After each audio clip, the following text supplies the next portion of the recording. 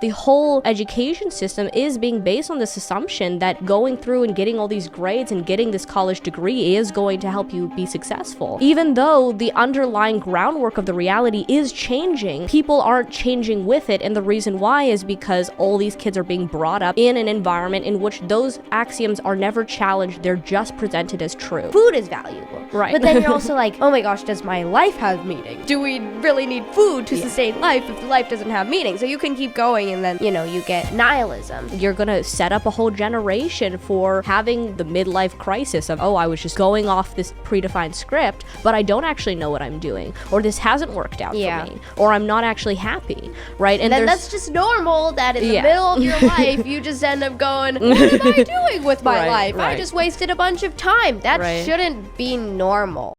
We left school in 2020, and since then, it's kind of, we've had a very different perspective of a lot of what's going on, because it's kind of like everybody just goes to school, and that's like part everybody of that's embedded. Our age. Yeah, it's kind of like embedded in our collective perspective. Even adults, they've gone to school, and it's kind of like something that is sort of in our just collective perception. That's the majority of people. Yeah, and even people who are homeschooled follow same sort of structures that they do in school. Yeah, and it's interesting because for us, like, then we're not in school, and so we'll just be walking around in the middle of the day, and mostly we're just out and about when all the old retired people are. And so we were going on a walk earlier, and there's this old lady with her dog, and then there's another bunch of old people at the grocery store. And it's just, and it's interesting because it's like all the kids disappear, and then 3:00 rolls around, school comes out, and they all come flooding out. And so we've noticed this several times, because we'll just be walking, and we're not really like paying attention to the time, and then we'll all of a sudden be like, there's just swarms of children around us.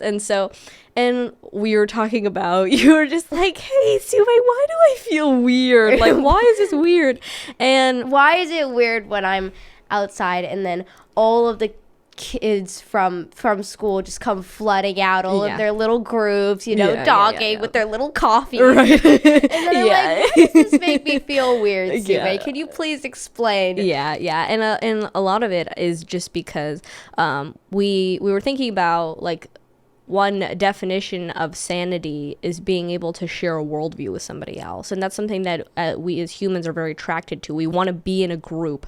There's a book, I forget which one, where it was talking about how, like, as humans, we would rather be wrong with other people than right by ourselves. There's so much of this kind of group pull where we want to, where we're very sensitive to the people around us. What are they thinking? What are they feeling? How do they perceive the world? Yeah. And that has a lot of influence on us. And it's very uncomfortable when you're surrounded by people who don't have the same worldview and don't share the same sort of values as you do. Yeah. And when it comes to kids at school, they're all perceiving the world through this basis, this assumption, this axiom that school is valuable, that school is so much of their life.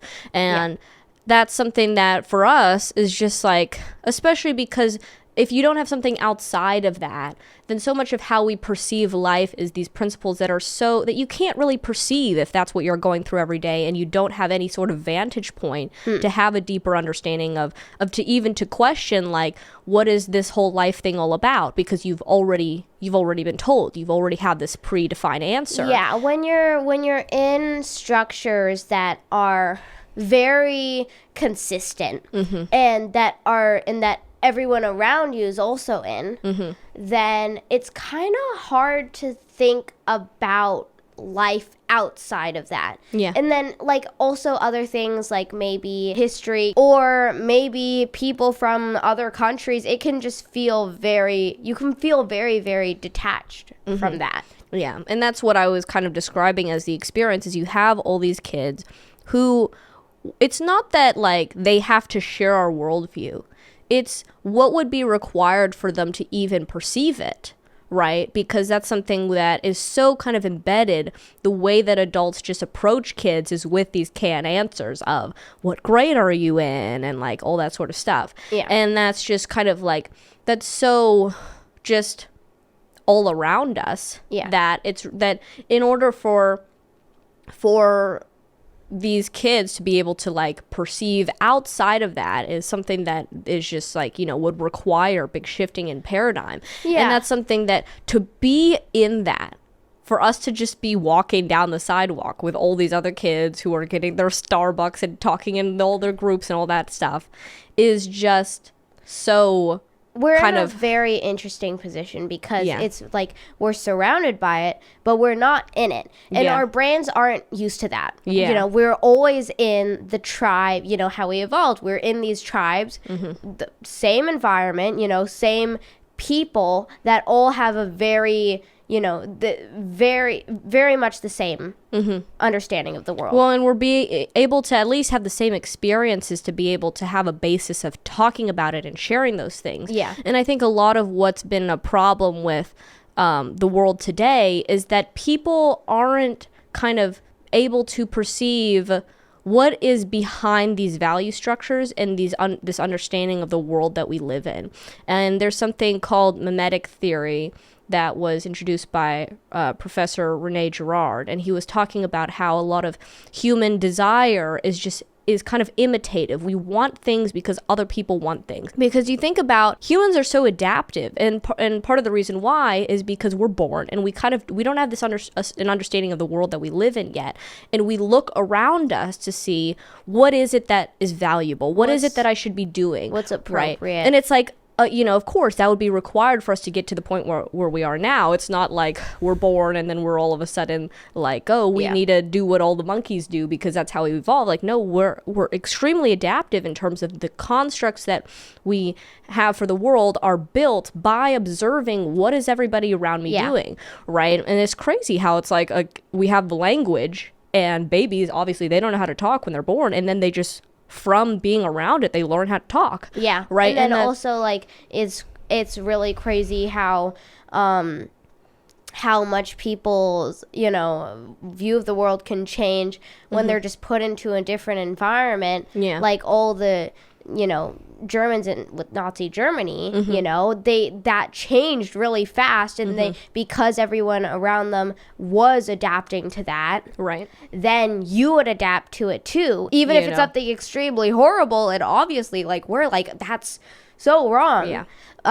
But you know, if you're surrounded, if you're in that environment. Yeah. And that's something where there's practical value to seeing that so much of our human world, the way that we work together is we have to build certain constructs. Like money is a construct. There's nothing intrinsically valuable about green pieces of paper, right? Yeah. But we all believe it has value, which makes it valuable, right? And that's very helpful if, like, humans by default, we see, oh, everyone perceives money as valuable. We believe that money is valuable, and that allows us to all coordinate together as a society. Yeah. The problem becomes if we just believe, oh, money is intrinsically valuable just because we've never been able to question it, because we don't know what that mechanism of value is. You know, even as someone who isn't like, you know, I can acknowledge that these green pieces of paper don't have intrinsic value, but I can see the practical value in us using it as a unit of account to you know, to be able to store value and wealth into something that is a separate construct than, you know, bartering is very inconvenient and all that sort of stuff. There's a reason why we created this, and it's very practical as a society. But now, like, nobody thinks about that. Right? Nobody thinks, like, is because there's nothing around us to question the value of money, right? Because we're just brought up and we see other people wanting money, and so we want money too. Yeah. But I think that the problem then becomes, if you can't perceive your own axioms and assumptions of your worldview, you don't know that you're assuming that money has value. You just think, yeah, of course money has value. Yeah. If you can't perceive your own axioms, there's no way for you to adapt until everything breaks, and then you're devastated, you're in crisis. And you see this example in a lot of different cases, which is one, you know, for example, a college degree has practical value in today's society because by and large people view college degrees as being valuable, although in our view that is changing, but is something that is, you know, as as someone who's thinking maybe I want to become like a surgeon or something, then I need to get a medical degree. And that's something where you can see practically, okay, I need to jump through these hoops. I need to get this degree in order for me to do those sorts of things. And you can view that through a practical lens, but often that's not what's actually happening because people aren't perceiving their own axiom, the assumptions that their decisions are being based on. The whole, education system is being based on this assumption that going through and getting all these grades and getting this college degree is going to help you be successful. Yeah. And even though the underlying groundwork of the reality is changing, people aren't changing with it. And the reason why is because all these kids are being brought up in an environment in which those axioms are never challenged. They're just presented as true. Yeah. And well, I think some people can also fall into, okay, nothing has value because there are a lot of things you can't know, like for sure, you could keep going like, okay, maybe money, it can be valuable because you can get it to get food. Like food is valuable. Right. But then you're also like,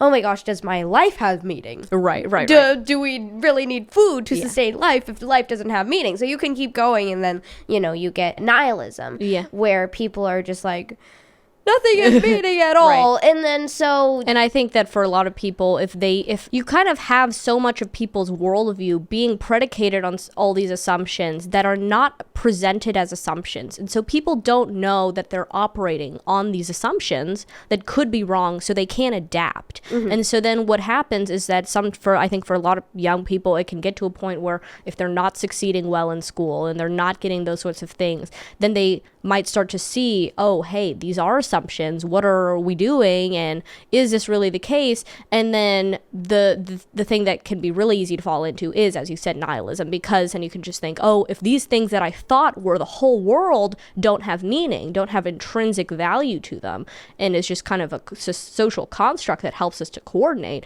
is there really any meaning? And the problem is that, for us, you want to be able to perceive these constructs as constructs so you can actually make these decisions, with an informed understanding as to how they have practical value, but also that value is being held up by humans believing they have value and operating in a certain way, and that those things can change. Yeah, because there are just because something is made because humans believe it is valuable.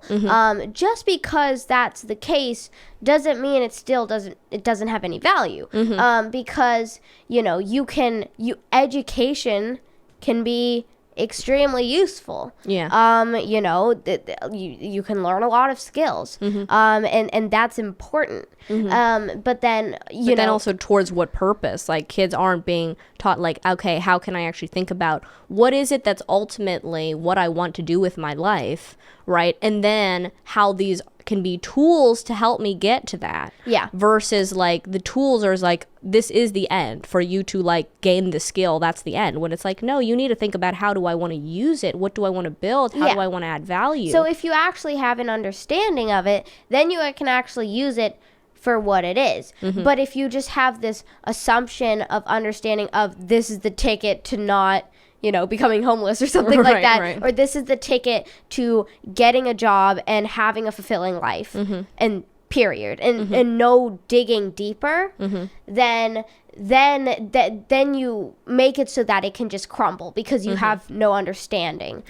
And that's something that I think is very dangerous, because then you can think maybe what it is that you see the prestige of getting into a top university or getting a specific kind of job or getting a big house or something like that, and you think, oh, because other people are chasing this, then that's because it is valuable, it's going to make me happy, or whatever it is. And then if you get those things, then you realize, no, this isn't the end, right? No, I'm just going to keep having to live and keep having to really, think about what do I actually want to do, and to not have any basis of understanding that, right? That's a lot of what we talk about, is what is the basis of understanding here? And you can see kind of the flawed understanding here when we were talking about how, like, how for independence for a lot of young people is like buying Starbucks by themselves with their parents' money. And it's like this kind of, so independent. Yeah, I'm so independent. And it's just like, it's like just not a real basis of understanding as to the more tangible things in life. And for example, there you might think, oh, well, what is there that I can base my understanding on? And part of it is just understanding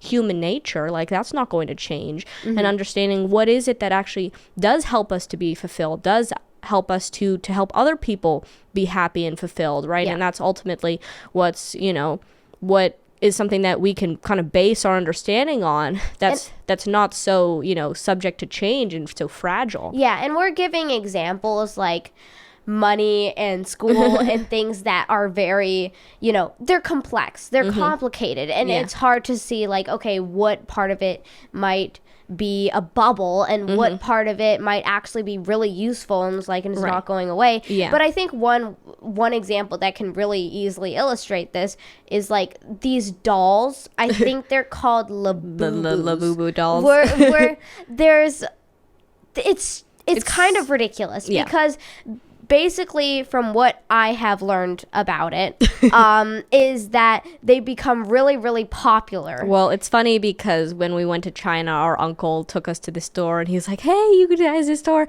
And we didn't actually really know what these Labubus were. Yeah. We just looked in there and we're like, there's nothing useful here. Can we leave? Yeah. And then he was just like laughing. And then we realized, oh, wait, no, that's the whole Labubu craze. And like, oh, everybody's being obsessed with it. And it's crazy because you can see throughout history, like the Beanie Baby bubble and all that other sort of stuff, that this is not new. This is just another one of these. Another one of this obsession and craze over something that is inherently not very useful. Yeah. Not, very, it doesn't even look very good. Like it's not, I don't find it to be super cute or something like that. And even if it was, it doesn't, it's really expensive. And so it's like, it's basically amping up this belief that it is valuable. And it's a perfect example of this mimetic theory. You desire it because other people desire it. Yeah. Right? And that's something that is just, it's funny because I was teaching at Taekwondo with the knee-high ninjas, and they're like around 5 years old, and they were all doing the butterfly stretch where they're like flapping their legs, and then the instructor was like, well, where do you guys want to fly to? And then one kid just said Colombia, and then all the other kids started saying Colombia after that, where it's like they probably have no idea anything about Colombia. Yeah. Right? And it's just an example that you see other people desiring something. Those people want it, those kids say they want to fly to whatever Colombia. They think Colombia is. And then they're like, oh, I should go there too. Yeah. Or I should say that too because they got validation for it. Yeah. And it's something where I think the real problem is not that we have axiomatic beliefs in order to make decisions. Like you're going to have to make assumptions. You're going to have to make decisions on imperfect data sometimes. Yeah. But the real problem is not being able to perceive that. And that's something... perceive that it's not, that's not, real, and to perceive that there are some assumptions being made that are not real, or to perceive that this thing is not inherently valuable. It's valuable because everyone else thinks it's valuable, and that's not a bad thing. But when you understand it, then understanding is always better. You can make better choices because you have better understanding. But I think it's especially important because that's how you kill agency and creativity, is by not being able to perceive the worldview that you're basing your decisions on. Yeah. And you think your worldview is the world. How can you make any different decisions? Yeah. Right? If all that's guiding you is, you just are handed this worldview and you aren't giving any mechanism to challenge it. Yeah. Right? And so, it's so clear then you're going to set up a whole generation for having that, the midlife crisis of just like, I was just going off this predefined script, but I don't actually know what I'm doing, or this hasn't worked out for me, or I'm not actually happy, right? And then that's just normal that in the middle of your life, you just end up going, what am I doing with my life? I just wasted a bunch of time. That shouldn't be normal. Yeah. That's not good. Yeah, and I think that, and it is really, really hard because it's an abstract, it's a complicated concept to understand that what I'm perceiving is not just the reality, but it's my perception of reality, and to be able to perceive that and understand that it's going to be flawed, and to also be able to, when you engage with someone, to be able to see what axioms are they operating on, right? Yeah. What assumptions are they operating on, so that you can actually bring that up in common conversation, right? That's something that's so hard, and we'll be talking to so many people where they're just talking about it as if this fact is just as given, instead of, hey, I'm making this decision based on these assumptions. Yeah. And do you guys have any better like assumptions or axioms that I can use to base these decisions on? And maybe these axioms can be translated into a better decision making, right? In terms of, I have these axioms, and maybe I need to take these as given in this certain environment, but maybe there's a better way for me to approach it, right? Yeah. But we're not even able to talk about that. And that's why for us, it felt like we were being gaslighted walking through this environment of people who don't perceive their own worldview and think it's the world. Yeah. Because as humans, we're trying to get that validation, that triangulation of reality, to see how other people perceive the world. Yeah. But if they're not capable of engaging in that process, because that's just the world to them, it's just like it's mind bending. Yeah. And that's for us is like, and it's really hard to be able to stand your own in that sort of environment, Yeah. right? Something I want to address is that it's really hard to walk the line between, between these assumptions and nihilism, because Right. It's hard to know where value actually comes from and what Yeah. it actually is. But I think we can start just trying to do that and having that conversation, because we want to be able to help each other find that. And I think opening up that conversation is really going to make that easier, because it's hard to do that as a group, but it's almost impossible to do that on your own.